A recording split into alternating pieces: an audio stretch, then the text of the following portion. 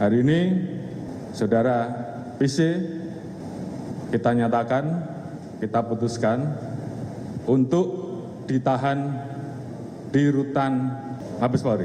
Kapolri langsung tahan Putri Chandrawati usai jalani tes kesehatan di Mabes Polri. Kapolri Jenderal Listio Sigit Prabowo memastikan telah menahan Putri Chandrawati. Penahanan istri Irjen Verdi Sambo itu terhitung pada hari ini, Jumat 30 September 2022. Putri Chandrawati yang menjadi tersangka kasus pembunuhan berencana Brigadir J ditahan di rutan Mabes Polri.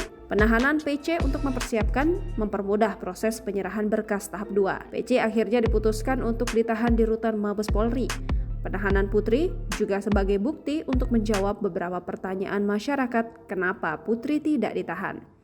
Kapolri Jenderal Sigit menuturkan keputusan melakukan penahanan terhadap Putri Chandrawati telah melakukan sesuai hasil pemeriksaan kesehatan terhadap istri Verdi Sambo tersebut.